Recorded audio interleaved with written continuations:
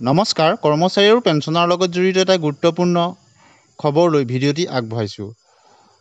অষ্টম দৰমহা আয়োগ কাৰ্যকৰী হোৱাৰ সময়সীমা আহি পৰিছে, কিয়নো এই বছৰ জানুৱাৰী মাহত কেন্দ্ৰীয় চৰকাৰে অষ্টম দৰমহা আয়োগত অনুমোদন জনাইছিল। সেই অনুযায়ী 1-1-2024 পৰা কাৰ্যকৰী হ'ব লাগে অষ্টম দৰমহা আয়োগ।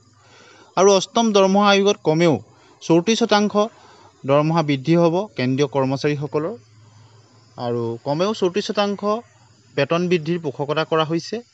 অষ্টম দৰমহা আয়োগৰ সিদ্ধান্তত চৰকাৰে মোহৰ মাৰিলে চাকৰিয়ালে পূৰ্বৰ তুলনাত অধিক ধন লাভ কৰিব। সমানে তেওঁলোকৰ বৃদ্ধি হ'ব পেঞ্চনাৰসকলৰ পেঞ্চন। গতিকে দেশৰ কেন্দ্ৰীয় কৰ্মচাৰী আৰু পেঞ্চনাৰসকলৰ মুঠ 11 নিযুত, অৰ্থাৎ অহা বছৰ জানুৱাৰীৰ পৰাই তেওঁলোকৰ সৰহীয়া মাত্ৰাত ধন লাভ কৰিব। আৰু এইবাৰ দৰমহা আয়োগ কৰ্মচাৰীৰ ফিটমেণ্ট ফেক্টৰ 1.83ৰ পৰা 2.46% ধাৰ্য কৰিব, এইবুলি বিশেষজ্ঞসকলে মত পোষণ কৰিছে। আৰু অষ্টম দৰমহা আয়োগ কাৰ্যকৰী হোৱাৰ লগে লগে দেশৰ কৰ্মচাৰী আৰু পেঞ্চনাৰসমূহৰ উপকৃত হ'ব পাৰিব। আৰু কৰ্মচাৰীৰ ফিটমেণ্ট ফেক্টৰ যদি 1.83ৰ পৰা 2.46 হয়, তেতিয়াহ'লে কিমান বৃদ্ধি হ'ব দৰমহা? আৰু পূৰ্বৰ তুলনাত অধিক বৃদ্ধি হ'ব।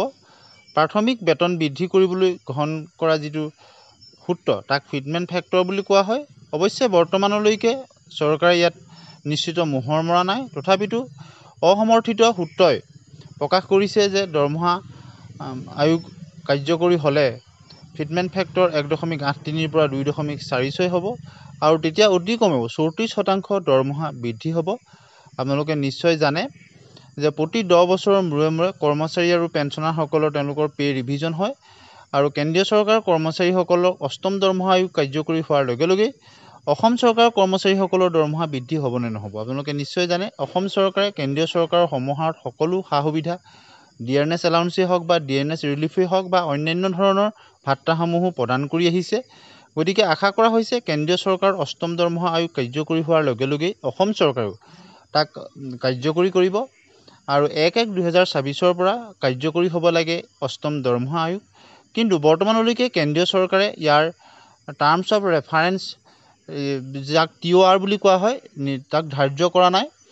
আৰু শিৱগোপাল মিশ্ৰ ডাঙৰীয়া তেওঁ ষ্টাফ ছাইডৰ তেওঁ বহুবাৰ চৰকাৰৰ লগত তেওঁ মিলিত হৈছে, আৰু বিভিন্ন দল সংগঠনৰ লগতো চৰকাৰে আলোচনা কৰিছে। আৰু তাৰপিছতেই টাৰ্মছ অফ ৰেফাৰেঞ্চ নিশ্চিত হ'ব বুলি ধাৰণা কৰা হৈছে। লগতে ফিটমেণ্ট ফেক্টৰ কিমান হ'ব, কিমান শতাংশ দৰমহা বৃদ্ধি হ'ব, সকলোখিনি নিশ্চিত হ'ব। আৰু ইয়াৰ লগে লগে কেন্দ্ৰীয় চৰকাৰে অষ্টম দৰমহা আয়োগৰ অধ্যক্ষ আৰু সদস্যসকলো নিৰ্ধাৰণ কৰিব। ভিডিঅ'টো শেষলৈকে চোৱাৰ কাৰণে ধন্যবাদ।